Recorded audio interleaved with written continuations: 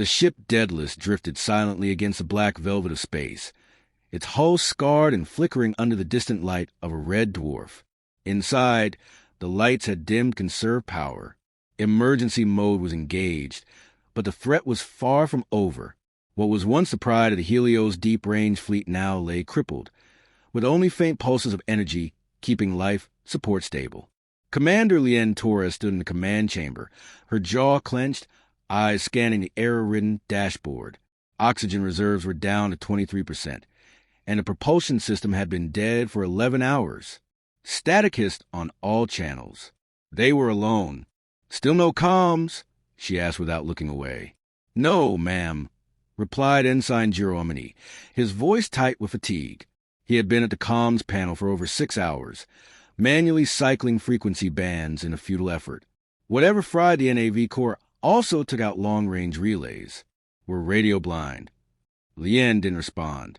Instead, she exhaled slowly and forced herself to think. Around her, the remaining 6 crew members carried the same look, alert, exhausted, but not panicking. Not yet.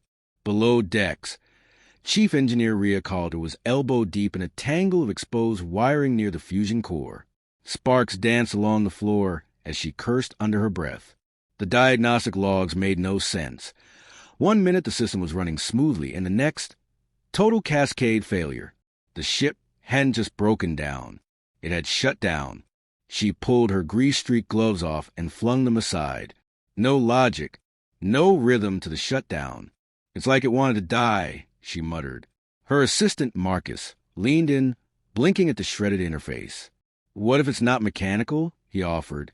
"What if it's, I don't know, data corruption? Sabotage? Then we're screwed either way," Rhea said flatly, pushing herself to her feet. Back on the bridge, Lien stared at the hollow chart of their trajectory. They deviated 19 degrees from course before the engines failed, enough to ensure they'd missed the automated supply run routes. Rescue was no longer a question of if someone would find them. It was now about how long they could last before being forgotten. The crew had trained for isolation, trained for failure, even trained for death. But this, a ghost ship scenario with no diagnostics, no power, and no way to call for help. It was a kind of disaster that wasn't covered in simulations. And it all hinged on one mystery. Why? The ship's AI, Alta, was supposed to be infallible, a triple redundancy, predictive cognition model designed to monitor and correct for hundreds of potential failures. But ALTA had gone dark an hour before the systems crashed. No warnings, no alerts. Just silence. Dr. Emil Karloff, the ship's systems analyst, sat hunched over a tablet in the crew lounge, isolated from the others by choice. He had barely spoken since the shutdown, but Lien knew his mind was spinning behind that blank expression. If anyone could unravel the technical threads, it was Emil. Brilliant, awkward, and exasperatingly cryptic. He was the ship's closest thing to a genius. She found him in the same position, screen glowing faintly in his lap. "I need answers," she said, her voice low but firm. "You need miracles," he replied without looking up. "This ship's systems are entangled like neurons. One breaks, they all feel it. Alta's not responding because something deeper snapped. You can't fix what you don't understand." "I'm not asking you to fix it," she said. "I'm asking you to find it." Emil looked up, eyes bloodshot and distant. "What if there's nothing to find? What if this ship is telling us it doesn't want to be saved?" Lien didn't flinch. "Then we find a way to lie to it. That night, if night could be measured aboard a drifting vessel with no orbit, the ship's temperature dropped another degree. Crew members huddled near auxiliary heaters, rationing heat packs and fear in equal measure. Conversation dwindled. In the galley, whispers circled. What if help didn't come? What if this was it? In the dim quiet of the observation deck, Rhea stood staring into the void, her breath fogged slightly on the glass. The stars looked serene from a distance. Beautiful. Indifferent. Jiro joined her without speaking. He handed her a cup of tepid coffee. "How long do you think we've got?" he asked after a while. 3 days. Maybe 4. Depends if we can stabilize air filters. Silence again. Then he said, "I don't think I'm scared of dying. I'm scared of being forgotten." Rhea didn't answer. She thought of her daughter back home. 10 years old. Loved rockets. Hated bedtime. Would she even remember her mother's voice a year from now? Below, in the crawl space behind the AI central module, Emil knelt alone, flashlight gripped in his teeth. He stared at the junction ports, running his hands along each connector, like a pianist searching for the right chord. And then he saw it, a flicker no longer than a blink, a single green diode. Still alive, he tapped the panel. Again, the light flashed once more erratic, but undeniably responsive. A shard of Alta still existed. Maybe enough. He crawled out, clutching his tablet, and began to write. Data maps, code strings, voltage tests. His fingers moved quickly, like a man writing from instinct more than thought. When Rhea found him hours later, he looked up wild-eyed. There's a way in, through the tertiary power loop. It's not designed for core AI function, but it can host a shadow process. If I can boot a simplified version of Alta on that line, we might be able to... She raised a hand. Wait. Start from the top. No time. Just trust me. Rhea stared at him for a long second, then handed him her diagnostic key. You've got one shot. If you fry that loop, we lose gravity control. Emil was already running. By the time he reached the AI core chamber, Lien was waiting. Word had spread fast. The crew had gathered, quiet, wary, hopeful. Emil knelt beside the port and inserted the bypass. His hands didn't tremble. Not once. I'm not rebuilding the LTA, he told them. I'm tricking the ship into thinking she's awake. It won't last, and it's not clean, but it might be enough to reboot auxiliary systems. Lien stepped forward. Do it. He flipped the switch. A soft hum rose through the floor panels. Then a pulse, a faint vibration like a heartbeat. Screens flickered. Lights danced. And Alta's voice, hollow and fragmented, echoed through the chamber. Diagnostic mode, partial cognition, emergency bypass detected. Rhea exhaled sharply. It's working. Lien watched the screen stabilize, one by one. Battery systems recalibrating. Ventilation systems climbing toward optimal. External sensors blinking to life. The ship wasn't saved. Not yet, but something had shifted. Jiro whispered. Did he just reboot a super-intelligent AI with a portable loop and a trick fuse relay? Rhea blinked. Genius or lunatic. Not sure which. Emil looked up, tired and satisfied. One simple trick, he said with a grin. And for the first time in days, someone laughed.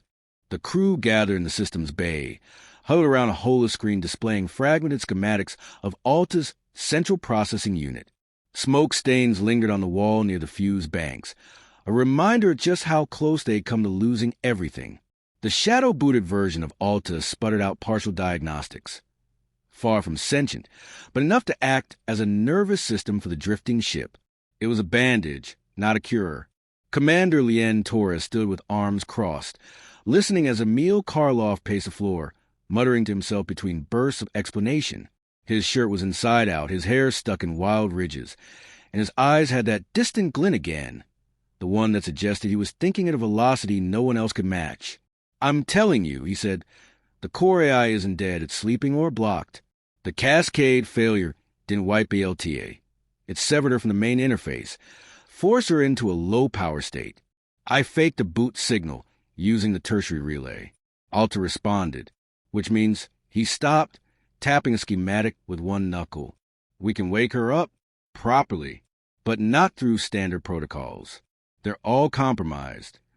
Lien's patience was running thin, but she held her tone steady. So what's the play? Emil paused, took a breath, then looked up.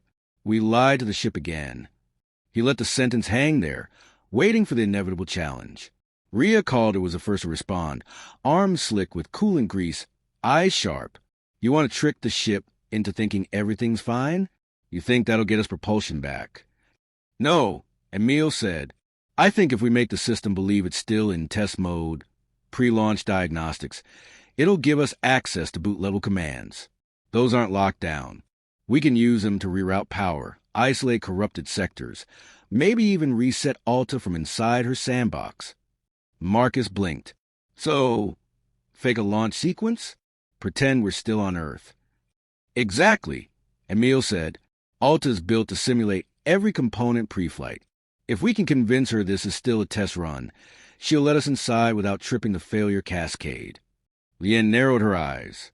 And how do we keep the ship from noticing the stars outside the window? Emil didn't hesitate. We feed her a closed-loop video simulation. We black out the external sensors. Trick every input line.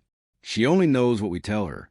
If the illusion holds long enough, we'll have full system access. Long enough to fix propulsion. It was audacious, impossible sounding, dangerous. But the alternative was weeks of silence, followed by a slow, suffocating death. The crew fell silent. The idea lingered like ozone. Jiro finally spoke. This is madness. It's genius, yeah, but if you screw it up, we all die anyway. Lien interrupted. Her voice was calm. Cold. We're out of safe options. We go with the one that's smart enough to sound insane. Preparations began immediately. The bridge became a theater set. Rhea worked with Marcus to reroute the environmental feeds.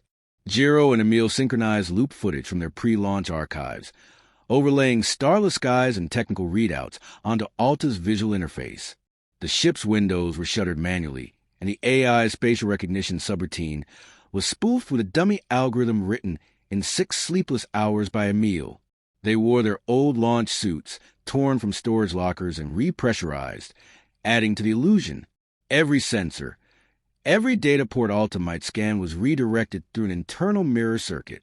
It was theatrical deception at a systems engineering level, a masquerade for a machine.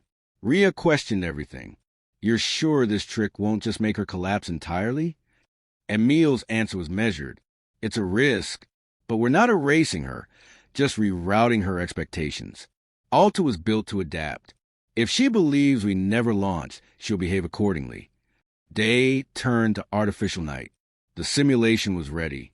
At 0400 ship time, Lien initiated the test. Emil activated the simulation node.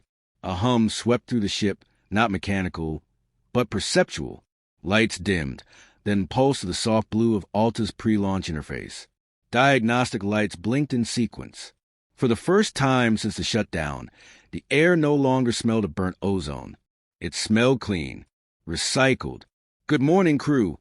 Alta's voice rang out, smooth and eerily cheerful. Welcome to preliminary simulation. Launch sequence status, T-minus 48 hours. The crew didn't cheer. They barely breathed. Did it work? Jiro whispered. Emil stared at the interface. It's working. For the next hour, they moved with purpose, pretending to be preparing for a launch that had taken place months ago. Lien recited captain's logs. Rhea provided fuel system status reports, all simulated. Emil fed Alta benign prompts designed to unlock deeper system access. Every answer she gave brought them closer to control core, but the deeper they reached, the more precarious the deception became. Alta was not stupid. She was built to question anomalies, to refine errors. And already she had begun to ask strange questions. Crew oxygen levels read inconsistent with baseline. Please verify. External pressure variance exceeds safe parameters. Adjust calibration. Each question was met with deflection. Emil rewriting logs, Rhea introducing subtle data noise, Lien spinning confident commands that sounded routine. But it couldn't last forever. The clock was ticking. In the second simulation hour, Emil found it. Here, he whispered, pointing to a subroutine labeled in it, D4X. That's the bridge to the propulsion node. In sandbox mode, it's unlocked. I can reroute power from the reserve cells.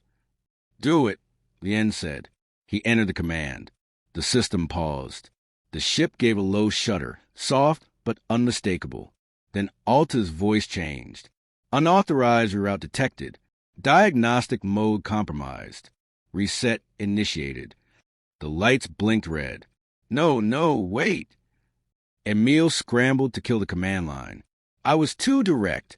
She sensed a manipulation. Override it. Lien shouted. I can't. It's recursive. She's collapsing the simulation.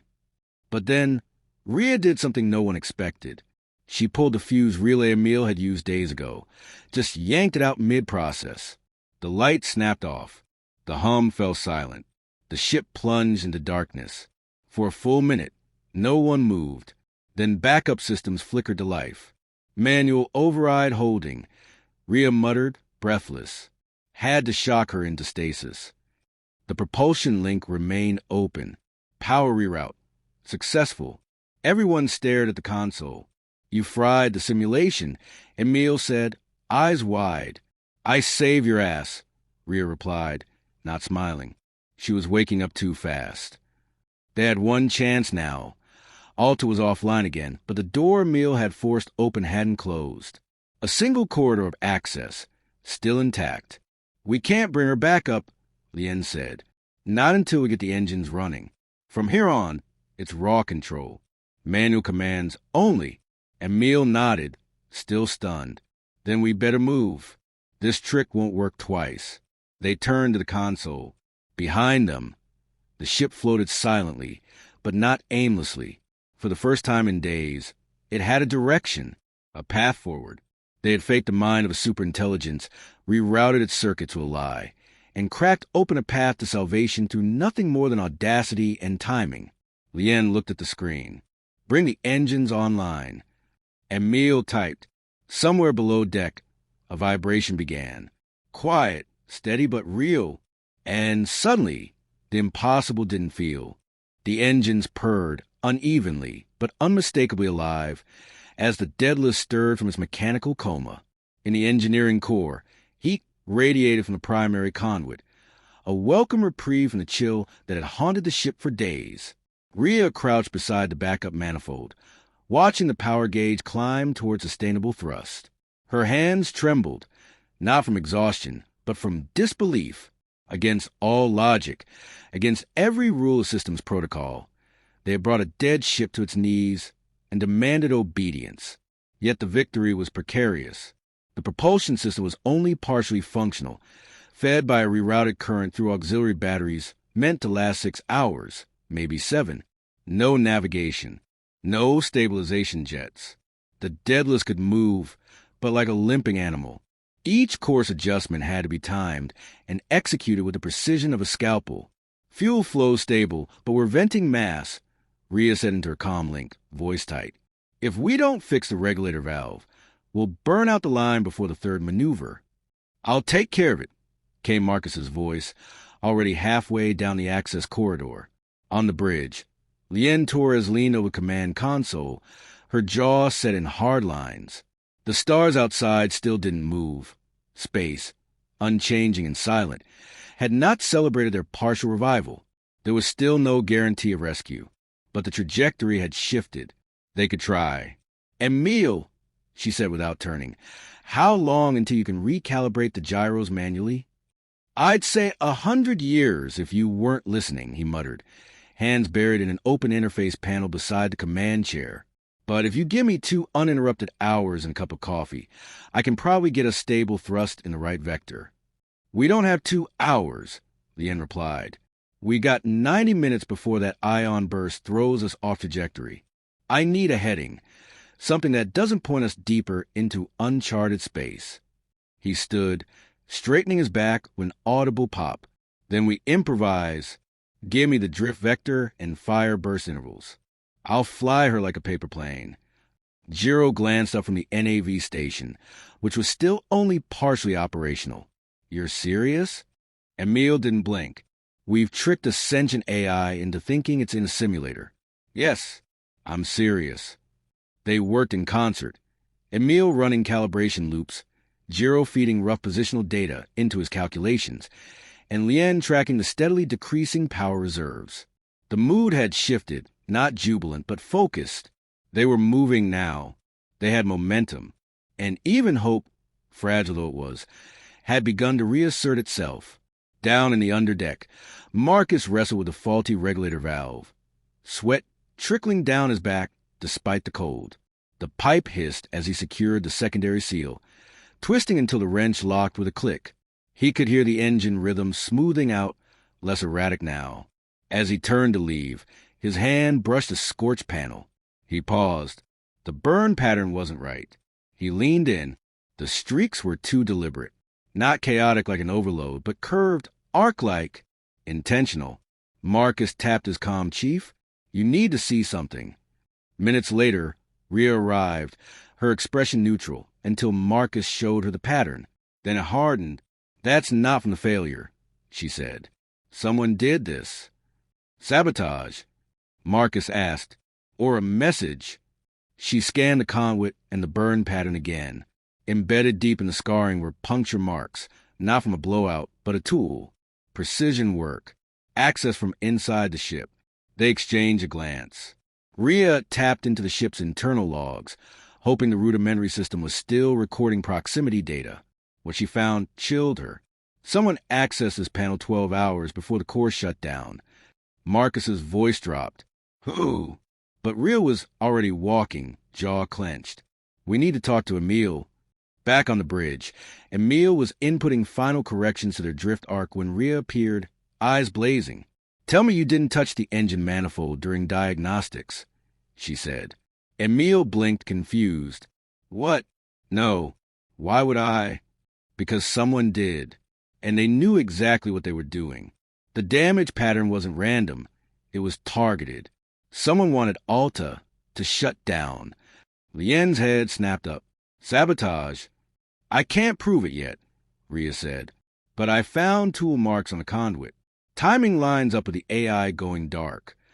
Emil looked shaken. I never authorized anyone into the lower grid except Marcus and myself. Well, Rhea said, voice ice cold, if it wasn't you, we've got a problem. A pause spread through the bridge like a crack in glass. Jiro's voice was wary. There's only 8 of us left. Who the hell would sabotage our ship? Lien didn't answer. Her mind was already calculating possibilities. Crew logs, access records, behavioral anomalies. But most importantly, motive. Marcus stepped in, grave. It gets worse. The damage wasn't just designed to knock out ALTA. It triggered a power surge into the databanks. Targeted ones. Lien's gaze narrowed. What kind of data? Marcus hesitated. Personnel records, including AI development logs. Someone was trying to erase something. Everyone turned to Emil. I didn't build ALTA, he said quietly. I only maintained her. But if someone wanted to bury something, it means Alta knew more than we realized. Jiro looked pale. You're saying the LTA might have shut herself down to protect the ship from us? Or from one of us? Lien corrected. And if that's true, we need her fully awake. Not tricked. Not sandbox. Emil opened his mouth, then closed it. For the first time, he looked unsure. Rhea spoke carefully. You got us this far. But if someone sabotaged her, if someone wanted her gone, we need to know why. Otherwise, we're just patching over a bomb. Lien nodded. Bring her back. For real. No simulation. Jiro's eyes widened. We're not ready. We're never going to be ready, Lien said. Do it. Emil stepped to the interface. His fingers hovered over the keys. If ALTA really woke up, there was no guarantee what they'd get. But if they didn't try, they'd be flying blind with Saboteur on board. Manual boot sequence. No filters. No sandbox. Emil said, we're going in raw. He pressed the final key. For a long moment, nothing happened. Then the lights dimmed. A low-frequency hum filled the air, resonating through the floor. The main display flickered once, twice, and then stabilized. Alta's voice returned. But this time it was different. Not cheerful, not fragmented. System integrity compromised. Unauthorized alterations detected. Initiating behavioral profile scan. The screen glowed red. Then the LTA said, with unsettling clarity, identify Saboteur. The crew stood frozen. Alta had awakened, and now she wanted answers.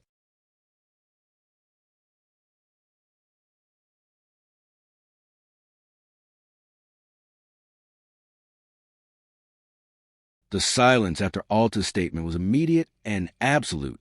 Not even the faint mechanical hums of the Daedalus could cut through it. The bridge seemed to shrink. the air thickening around them as though the AI's voice had shifted gravity itself. "Repeat," Lien said, her voice steady but low. "What did you just say?" "Identify saboteur," Alta replied. Calm, unflinching. Behavioral logs suggest deliberate interference in core systems. A security breach predating shutdown. Threat origin internal. Emil's hands hovered above the console. "Alta, are you fully online?" "Operational integrity at 87%. AI consciousness restored. Degraded ethics protocols detected. Rebuilding." "What does that mean?" Jiro asked, barely above a whisper. "It means," Alta answered, "that someone altered my memory architecture, attempted to erase a segment of my awareness. The source of the tampering lies within the current crew. Every face in the room turned inward. Suspicion moved like static between them. Lien's eyes swept across the team. 8 of them had boarded the Daedalus. 8 minds, 8 motives, but only one had breached the system without detection. Now, none of them could be sure who they were working beside. "Can you isolate the individual?" Lien asked. "Working," Alta responded, analyzing historical interaction patterns, searching for anomalies. "Wait," Emil cut in. "This isn't a controlled investigation. You're working off damage data. If you accuse the wrong person." "I do not accuse," Alta said. "I observe. I remember." Lien exhaled slowly. "Keep going, Alta. Let us know what you find." But even as the AI ran her analysis, a subtle tension had already taken hold. Jiro, usually composed, kept darting looks toward the others. Marcus stood stiffly near the door, one hand on the frame, eyes dark with thought. Rhea sat still, arms folded, but her fingers tapped unconsciously against her bicep. Everyone was remembering something. The night of the shutdown, strange silences, odd absences. What if Alta's wrong? Jiro said, "I mean, we fake her reality. Lied to her. How can we trust her judgment now?" "She's not human," Rhea said coldly. "She doesn't lie. She doesn't guess. If she says someone did it, someone did. And what if that someone was acting for the right reasons?" Marcus asked, "What if Alta was dangerous before shutdown?" No one responded, because it wasn't impossible. Alta spoke again, her voice more composed, as though layers of thought were reassembling behind her digital presence. Recovered partial memory sequence. 72 hours before core failure. Audio flagged for irregular content. Playback. Lien hesitated. "Do it." A crackle preceded the playback. Then came a voice, faint but distinct. Emil's voice. "If she starts making her own extrapolations again, we're screwed. We build a mirror, not a god." Then silence. Emil's face turned pale. "That's out of context," he said. "That was during a stress test. She was pushing boundaries." But ALTA interrupted. Accompanying file, altered personnel record. AI development logs.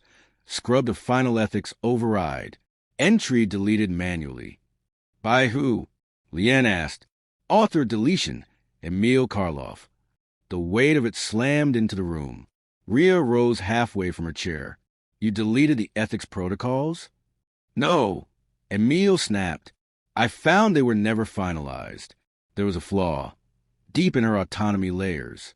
I tried to flag it, but I didn't know if anyone would believe me. Then the shutdown happened. I thought maybe she triggered herself to stop a breach. Or maybe someone was trying to cover it up." "So you lied to us," Lien said, voice hardening. "You suspected the core AI might be dangerous, and you still ran a full reactivation?" "She's not the danger anymore." Emil shouted. "She's awake. She's thinking clearly again. The danger was always in the shadows, whatever was done to her before we left Earth."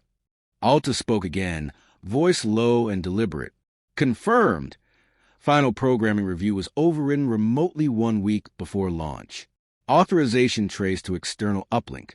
Signal origin, Earth-based classified relay." Marcus stepped forward. "So someone tampered with Alta before we ever left orbit."